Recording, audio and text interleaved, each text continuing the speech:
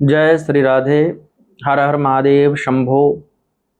सभी प्रिय बंधुओं को रक्षाबंधन की विशेष शुभकामनाएं।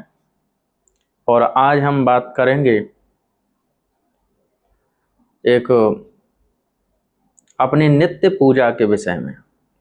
हमें नित्य पूजा क्यों करना चाहिए, कब करनी चाहिए और क्यों आवश्यक है, इस विषय में थोड़ी सी चर्चा करेंगे।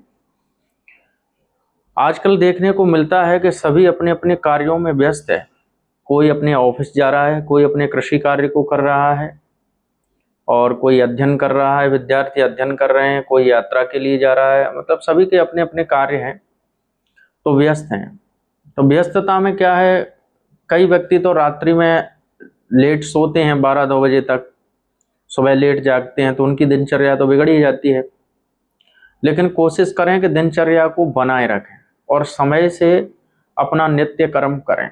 नित्य कर्म पूजा पाठ, धार्मिक ग्रंथों का अध्ययन, ये नित्य क्रम में आते हैं।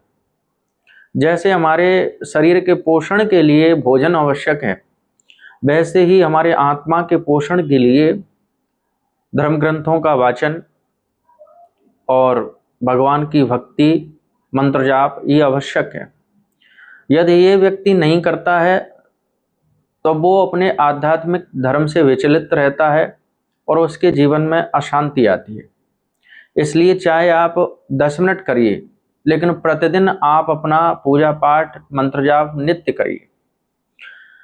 तो प्रातःकाल सूर्योदय से पहले वैसे तो जाग जाना चाहिए सभी को, चाहे भले ही आप 30 मिनट 20 मिनट पहले जाग रहे हैं, जागिए और तुरंत फ्रेश होकर के स्नान करिए। और स्नान करने के बाद वस्त्र पहन करके पूजा घर में बैठिए। आपका पूजा का कक्ष अलग होना चाहिए। जो आपका बेडरूम होता है, शयन कक्ष होता है, उसमें पूजा घर नहीं बनाना चाहिए, उससे हटके होना चाहिए। वहाँ पर आपकी सभी व्यवस्थाएं रहनी चाहिए। जैसे पूजा घर में अच्छा से आसन पर सभी देवता विराजमान हो। 5 देवता प्रत्येक घर में पूजा के लिए आवश्यक है। 5 देवताओं का पूजन प्रत्येक घर में होना चाहिए। पंच देवताओं में कौन कौन आते हैं? भगवान श्री गणेश, दुर्गा जी, भगवान श्री लक्ष्मी नारायण और भगवान शिव और सूर्यदेव। इस प्रकार 5 देवता हैं। तो सभी को सूर्यदेव को जल चढ़ाना चाहिए प्रातःकाल, और विष्णु जी, शिव जी, गणेश जी, दुर्गा जी का पूजन करना चाहिए।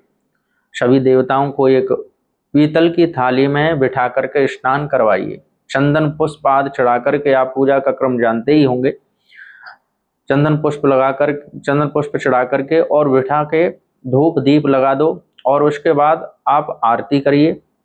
आरती करने के पश्चात यह आपकी पूजा, मूर्ति पूजा संपन्न हो गई।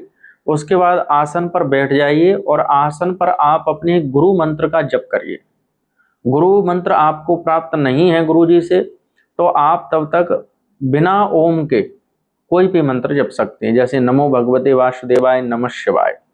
और यदि आपको ओम लगाकर ही जपना है तो आप शंकर जी को गुरु मान लीजिए, हनुमान जी को मान लीजिए, कृष्ण जी को मान लीजिए, किसी भी देवी देवता को अपना मान लीजिए गुरु, और उनके अनुसार आप किसी भी मंत्र का जाप कर सकते हो। तो प्रतिदिन आपको 5 माला, 2 माला, 11 माला, जो भी आपको समय मिले जपिए। और कुछ स्तोत्रों का पाठ करिए, जैसे गणेश स्तोत्र है, दुर्गा चालीसा है, मधुराष्टक है, श्री राम रक्षा स्तोत्र है, गजेंद्र मोक्ष है, या शिव पंचाक्षर स्तोत्र है। ऐसे आप किसी एक एक स्तोत्र सभी देवताओं का, 4 जो पंच देवता हैं उनका आप पढ़िए। ये आपकी पूजा लगभग 30 मिनट में पूरी हो जाएगी। फिर उसके बाद आप कोई भी कार्य करिए, कहीं भी जाइए, फिर आपको आपके इस दिन में, आपका दिन में मंगल ही होगा। किसी प्रकार का अनिष्ट नहीं होगा, आपके मन में शांति रहेगी, प्रसन्नता रहेगी। ये नित्य पूजा आपको प्रातःकाल करनी चाहिए। ऐसे ही सायंकाल हाथ पैर धो करके, यदि आप समझ गए हुए हैं तो स्नान करके आप पूजा करें, धूप दीप जलाएं। और इसी प्रकार प्रातःकाल जो मंत्र आपने जपे हैं, मंत्रों में ओम नमो भगवते वासुदेवाय जप सकते हैं, ओम नमः शिवाय जप सकते हैं, हरे राम हरे कृष्णा का कीर्तन कर लो। स्तोत्रों का पाठ कर लो और किसी भी ग्रंथ का एक का वाचन कर लो, चाहे भागवत जी का चाहे रामायण का, 10 मिनट आप उसको पढ़ लीजिए।